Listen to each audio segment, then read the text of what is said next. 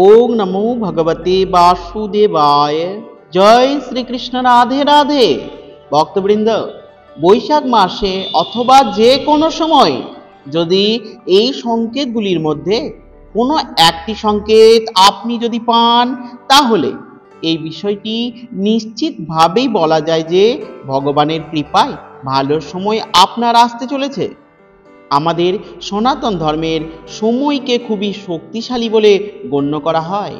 সময়ের চাকায় মানুষকে খুশি, দুঃখ, কষ্ট, লাভ, লোকসান এবং জন্ম মৃত্যুর সঙ্গে পরিচয় করায়। আপনারা হয়তো এই বিষয়টি দেখেছেন যে সময় মানুষকে অনেক কিছুই শেখায়।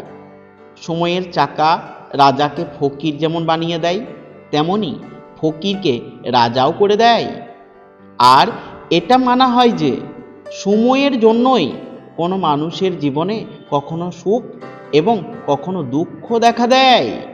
কিন্তু আপনি কি কখনো এটি ভেবে দেখেছেন যে আপনার জীবনে শুভ সময় আসতে চলেছে, এটি আগে থেকে কিভাবে জানা যাবে? ভক্তবৃন্দ, স্বয়ং ভগবান শ্রীকৃষ্ণ নারদ মুনিকে এই প্রসঙ্গে বলেছেন যে প্রকৃতি আমাদের এই সংকেতগুলি প্রদান করে থাকে। সবার প্রথমে যে সংকেতটির কথা বলবো তা হলো, এক, বাড়িতে যদি কালো পিঁপড়ের আগমন হতে থাকে তাহলে অত্যন্ত শুভ হিসেবে গণ্য করা হয়। বলা হয় কালো পিঁপড়ের আগমন বাড়িতে মা লক্ষ্মীর আগমনকে চিহ্নিত করে।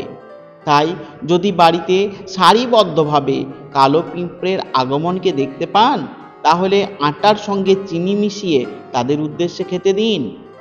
আপনার ঠাকুর ঘর, তুলসী মঞ্চ বা রান্নাঘরে যদি কালো পিঁপড়ের আগমন ঘটে, তাহলে সুখ, শান্তি ও সমৃদ্ধি বৃদ্ধির ইঙ্গিত প্রদান করে।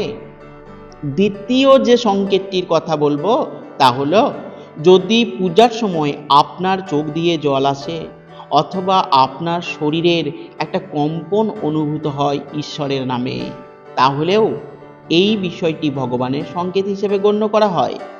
এর মাধ্যমে ভগবান আমাদের কাছে ব্যক্ত করেন যে তিনি আমাদের সঙ্গে সর্বদাই রয়েছেন। যদি পূজা করার সময় ঠাকুরের নিবেদন ফুল যদি আপনার সামনে পড়ে যায় বা পতিত হয়, অথবা পূজার সময় যে প্রদীপ আপনি প্রজ্বলন করেছেন সেই প্রদীপের শিখাটির উপরের দিকে উঠতে দেখা যায় এবং দীর্ঘক্ষণ পর্যন্ত প্রজ্বলিত হয়, তাহলে এই বিষয়টি সংকেত প্রদান করে যে ঈশ্বর আপনার পূজায় সন্তুষ্ট হয়েছেন এবং খুব শীঘ্রই আপনার কাছে কোনো ভালো খবর আসতে চলেছে। কিন্তু যদি প্রদীপ জ্বালানোর সময় তা বারবার নিভে যায়, তাহলে এই বিষয়টি অশুভ হিসেবে গণ্য করা হয়। তৃতীয়ত, বাড়িতে যদি টিকটিকির আগমন হয়ে থাকে এবং একই সঙ্গে হঠাৎ করে যদি একই জায়গায় তিনটি টিকটিকি দেখতে পান, তাহলে এই বিষয়টিকে বাড়িতে মা লক্ষ্মী আসার সংকেত হিসেবে গণ্য করা হয়। এমনটা বিশ্বাস করা হয় যে এই সময় সামান্য আতপ চাল যদি টিকটিকির ওপর ছড়িয়ে দিতে পারেন, নিজের মনে প্রার্থনা যদি নিজের ইষ্ট দেবতার উদ্দেশ্যে করতে পারেন, তাহলে সেই প্রার্থনা দ্রুত পূরণ হয়। চতুর্থ সংকেতটি হলো, যদি এই সময়কালে ব্রহ্ম মুহূর্তে কারো আপনা আপনি ঘুম ভেঙে যায় আর সেই মানুষটি তখনই নিজের অজান্তেই ভগবানকে স্মরণ করতে থাকেন, কিংবা মানুষটির মনে হতে থাকে যে তাকে অন্য কেউ ভালো দিশা দেখাচ্ছে, তখন এই ধরনের মানুষের এটি বুঝে নেওয়া উচিত তার ভাগ্যের দুয়ার খুলতে চলেছে। তার খুব শীঘ্রই তার সফলতার নতুন নতুন রাস্তা মিলতে চলেছে।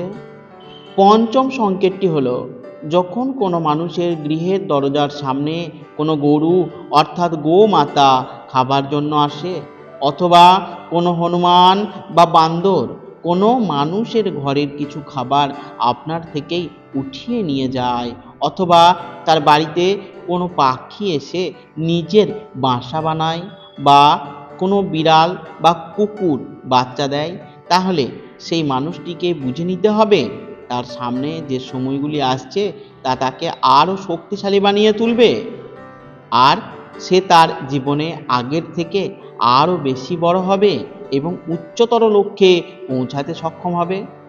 এর পরের সংকেতটি হলো, যখন কোনো মানুষের বাড়িতে ছোট বাচ্চারা বারবার নিজের থেকেই খেলাধুলা করতে আসছে, অথবা কোনো ছোট বাচ্চা কোনো ব্যক্তিকে দেখে যদি বারবার হাসে, তাহলে এটি ভগবানের সংকেত বলে মনে করা হয়।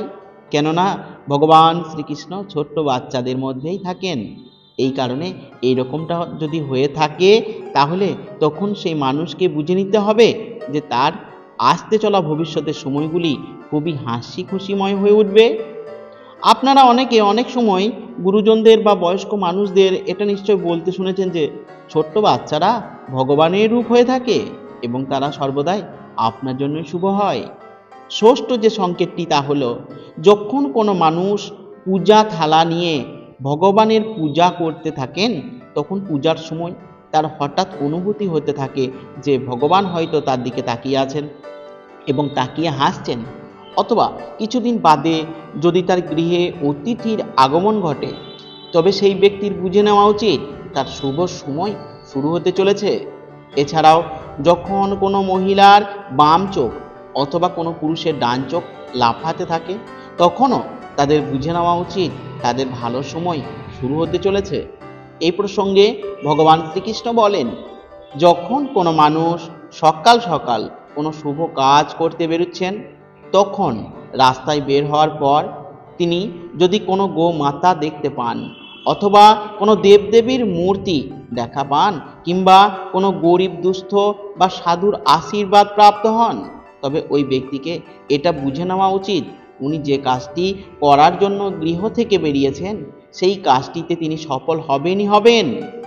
অষ্টম সংকেত প্রসঙ্গে ভগবান শ্রীকৃষ্ণ বললেন, হে মুনিবর নারদ, যখন কোনো মানুষ মন থেকে খুশি থাকে এবং মুখে তার সর্বদাই একটা হাসির ঝলক দেখা যায়, এবং এমন মানুষ যে তার রাগ বা ক্রোধের ওপর নিয়ন্ত্রণ রাখতে সক্ষম, সেই ধরনের মানুষের তাদের জীবনে খুব শীঘ্রই ভালো সময় আসতে চলেছে। এই ধরনের মানুষেরা যখন কোনো জিনিস সম্পর্কে ভাবে, তখন তার ভাবনা থেকেও বেশি পরিমাণে সেই জিনিসটি সে পেয়ে থাকে। আপনারা নিশ্চয় এই বিষয়টি শুনেছেন যে প্রসন্ন চিত্তে মানুষের মধ্যে সর্বদাই ভগবান বিরাজ করেন। যে ব্যক্তি নিজেকে নিয়ে কোনো অভিযোগ নেই, ভগবানের দেওয়া সমস্ত কিছুতেই তিনি প্রসন্ন থাকেন, সেই ব্যক্তি ভগবানের কাছে কোনো কিছু না চাইতেই অনেক কিছুই পেয়ে থাকেন। নবম সংকেত হিসাবে ভগবান শ্রীকৃষ্ণ বলেছেন, যদি কোনো ব্যক্তি নিজের খরচাকে নিয়ন্ত্রণ করতে পারবেন, তখন তাকে আমি নতুন নতুন রাস্তা সন্ধান দিয়ে থাকি, এবং সেই ব্যক্তির এই সময় বুঝে নেওয়া উচিত তার খারাপ সময় খুব শীঘ্রই কাটতে চলেছে, এবং এই সময় থেকে স্বয়ং লক্ষ্মী দেবী তার গৃহে বাস করতে চলেছেন। সর্বশেষে ভগবান শ্রীকৃষ্ণ মুনিবর নারদকে আরও বললেন, যদি কোনো ব্যক্তি সন্ধ্যাবেলায় অন্য কোনো ব্যক্তির দ্বারা দুধ কিংবা জল ভরা একটি পাত্র প্রাপ্ত হন, অথবা কেউ তাকে যদি এই সময় মিষ্টি প্রদান করে, তাহলে সেই ব্যক্তিকে বুঝে নেওয়া উচিত তার জীবনে ভালো সময় শুরু হতে চলেছে। এই সংকেতগুলির মধ্যে কোনো সংকেত কি আপনার জীবনে কখনো হয়েছে? নিচে কমেন্ট বক্সে অবশ্যই জানাবেন। যদি এরকমটা কখনোই হয়ে থাকে, তাহলে পূর্ণ বিশ্বাস রাখুন আপনার জীবনে ভালো সময় আসবেই আসবে। আশা করছি দর্শকবৃন্দ, আজকের ভিডিওটি আপনাদের ভালো লেগেছে। ভালো লাগলে লাইক করবেন এবং কমেন্টে লিখে যাবেন জয় শ্রীকৃষ্ণ, রাধে রাধে। এবং চ্যানেলে যদি নতুন হয়ে থাকেন, তাহলে চ্যানেলটিকে সাবস্ক্রাইব করে পাশে থাকবেন। সকলে ভালো থাকুন, সুস্থ থাকুন। নমস্কার।